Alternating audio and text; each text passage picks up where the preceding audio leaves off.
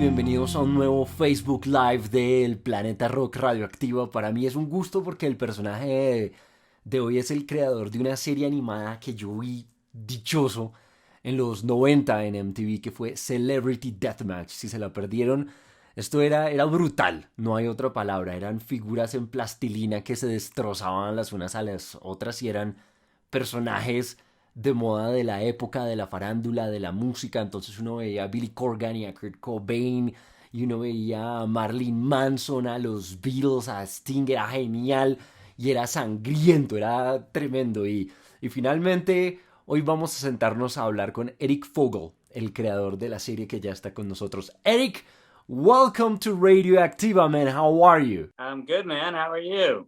I'm very fine, man. Thank you very much for asking. I was just saying that I was a very big fan of Celebrity Deathmatch, and this year marks the 24th anniversary of the series. So, what can you tell us about Celebrity Deathmatch, the early beginning? How do you come up with this idea and then pitch it to the guys in MTV? How did it work? You know, it. So I was already working at MTV at the time. I had done a show before Celebrity Deathmatch called The Head, and so I had established a relationship there. And when I came up with the concept, I did pitch it to the head of MTV Animation at the time. He didn't quite get the concept, and it took almost a year of myself and some other producers there kind of saying to this guy, you know, we got to do this. We got to do this. This idea is going to be great. It's going to be great. And then finally, I don't know when it happened, but it finally clicked with this guy where he kind of put the pieces together, and he was like, oh yeah, Celebrity Deathmatch. Yeah, we should do that. And then, you know, we got to do a pilot, and you know, we tried it and it seemed to work. And then, you know, once we kind of got that established first episode, we were going. But what about the first time you thought of Celebrity Deathmatch? Because I remember the Head, I remember the Max, but this is completely different. So I grew up watching obviously I watched a lot of animation and anything I could get my hands on. And I always loved stop motion animation, right? You know, the films of Ray Harryhausen, Gumby, you know, there wasn't a lot of stop motion animation. It was all designed mostly for kids. But the Harryhausen stuff was on another level. That was like a little more, I don't know, like sophisticated. And I thought, you know, I was kind of grew up loving those kind of violent action movies of the 80s. And I also was very interested in kind of poking fun at pop culture and sort of taking like a satirical look at celebrities. So then I thought, you know, well, what if I combine all of these ingredients? You combine the violence, you combine celebrities, and you do it all within this, you know, this rare animation form, the stop motion animation. And I thought, you know, no one's ever done that before. And I felt like that would be a way to really showcase what would the comedy of this idea. And to do it in stop motion, you know, I think is just such a funny way to show these, you know, these celebrities kind of beating on each other. And that was really the spark of the idea. I always loved how there was always something special in the fights, like, you know, Rage Against the Machine versus the Machine, and there was this robot like half the size of the ring versus the guy from the band, or Dave Grohl versus Courtney Love and Billy Corgan too. He was about to get in the ring and his head gets smashed with a cage. I love those little elements and in every fight. So tell me a bit about how you guys picked the characters for each fight. We would have lists of matches that we would want to do. And we would meet a couple times a week. We had a writer's room. And this was all pre-internet, right? So no social media, no internet. We would come in with magazines, articles, any, stuff that was in the news. And we would just go through these things and we would try to figure out what, what's going to make for a good matchup. And we need, it had to have a couple of like key ingredients, right? So you couldn't just pick sort of arbitrary guys, characters. You had to have a reason for the fight, and then try to figure out, okay, well, what's going to make this fight interesting? And as we went, we did a lot of episodes. We did almost 100 episodes. So as we went on, we had to get more creative and inventive, and we would kind of come up with themes, like a heavy metal matchup where we would have, just dangerous like pieces of metal flying around, or a gladiator match, whatever it was. And we had to just get really kind of creative and inventive to figure out what was going to make kind of the most fun and surprising matchups. Okay, and then how do you guys decided who was going to be the winner? Sometimes it was sort of a popularity contest, just based on who we sort of preferred, and sometimes it was just about what was going to make for the most exciting finish to the fight. And sometimes it almost didn't matter. I think there was one battle. It was like I think it was Britney Spears and Christina Aguilera, where the fight was so brutal that they couldn't even tell who the winner was, because it was just a bunch of body parts on the ground. And then they had to do like a forensic analysis, like a DNA analysis, to figure out who the winner was. And so, it was really just about what would be the, sort of the most fun, funny, exciting payoff to the fight. Was there anything you couldn't do? Because I remember it was very bold. Like, one of the fights I remember was Marilyn Manson versus Charles Manson. I mean, things have changed to this day, but that was bold. So that was the very, very first Celebrity Deathmatch that we ever animated. That was sort of the test, the pilot, to see if this concept was even going to work. And that one, it was just kind of like casting two characters with a similar name, and you had these two colorful characters that were also very different, and that just seemed like you could get a lot of gags in there, just like a lot of weird stuff could happen in that fight. And that was really just the concept there. It was almost just this crazy experiment at that point to see if this thing was even going to work. Okay, and how long did it took to put together one fight? When we were really rolling, we would have, we had multiple stages, and at some periods we would have a couple dozen animators working at the same time, and we could turn a match around in maybe 2 to 3 weeks.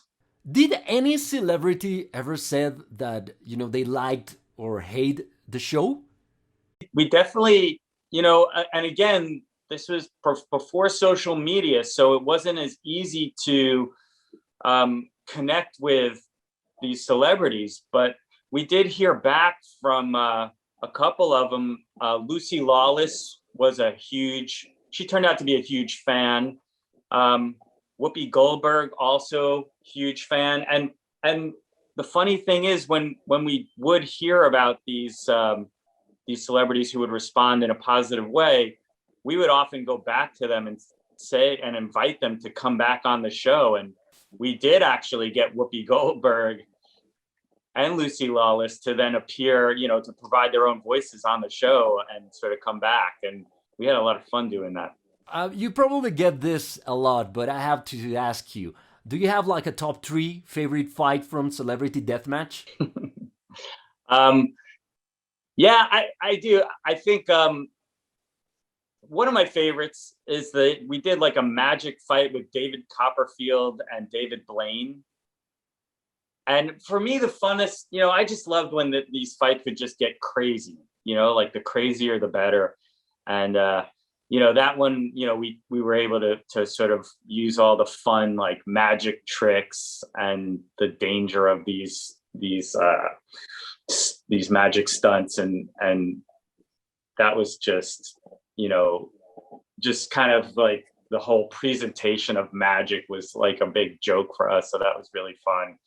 Another really good one that for me was we did like a Mike Tyson Evander Holyfield rematch, where things just got crazy and they took the fight outside of the ring into the streets, and they were just moving through town, through the city, and the fight kept going, and they ended up like knocking down a building or something, came crashing down, and so it was just this crazy escalation on that one. But my favorite one is still the Backstreet Boys versus NSYNC, where the the Backstreet Boys sort of formed together.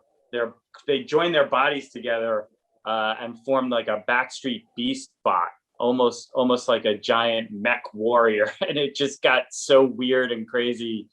And so these are the things that I really just loved, and I think I still have that giant puppet in my garage somewhere, the Backstreet Beast bot. There are several Celebrity Deathmatch that I remember. I remember the one with the Beatles. They killed Ringo first. I'm a big Pearl Jam fan, so I remember Eddie Vedder versus Scott Stapp. I also remember Sting versus Phil Collins. You call that fight CC Rock. It was hilarious.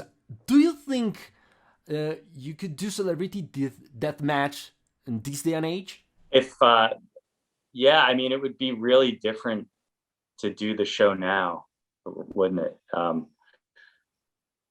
I mean, I'd love to have the opportunity to try out and just see what happens, with all, you could bring in, there's so many other places where you could pull in characters now, with all the YouTubers and the TikTokers, and you have like a whole nother set of characters that you could pull into the ring.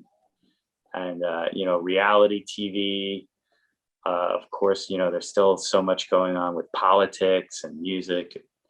I mean, it would be really, really interesting to bring it back now and see what happens. And was there any fights you guys couldn't do?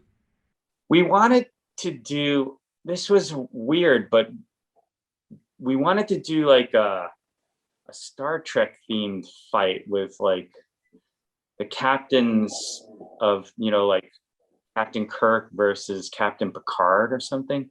And because our parent company was, it's Viacom owns Paramount owns Star Trek, and they got very protective for some reason and didn't want us to kind of poke fun of these iconic characters for some reason. And we were so confused because we were like, well, everyone pokes fun at those characters. Why can't we? But so that was very strange. And we did end up using William Shatner, but it wasn't the way we wanted to do it. And that was really the only time, I think, when the company, the larger company, kind of steered us away from that. And I thought that was a mistake, but hey, it's a long time ago. I don't hold grudges. Okay, and what about Johnny, Nick, and Mills? Who were the inspiration behind them? They were inspired by some of these color commentators that worked in covering boxing events. There was like, a couple of guys like Jim Langley and, I forget all their names now, but, I came up with Nick and Johnny. I just wanted two guys that were, kind of, they seem very dry, but when, you could also get into like a lot of backstory with these guys and have them really play off each other. So I wanted to create two characters that were very different, had a lot of contrast, that could sometimes, butt heads, and, just, sort of structure it after like an actual boxing event. And then, of course, Mills Lane became really famous. He was doing refereeing for a long time, but people didn't really know him until that infamous Mike Tyson, Evander Holyfield ear-biting fight. And I think that's when Mills Lane sort of came more into the public eye. And we had no idea if he would be available or even want to work on Celebrity Deathmatch, but he ended up just loving doing the show, and he became our go-to referee for every single fight. Mills Lane. I remember his line, the "Let's get it on." It was great. Eric, thank you very much once again for being with us here in Radioacktiva. It's been great talking to you and remembering Celebrity Deathmatch, man. Thank you very much. It's really fun. It was really fun to reminisce. It brings back good memories. So I appreciate you reaching out. Thank you. My pleasure, man. Thank you very much once again. Bye bye. Eric Fogel, creador de Celebrity Deathmatch de MTV. A todos los que se conectaron a este live, muchísimas gracias. Si se lo perdieron, pues aquí queda disponible para todos ustedes y también en nuestro canal de YouTube Radioacktiva Colombia. Muchísimas gracias.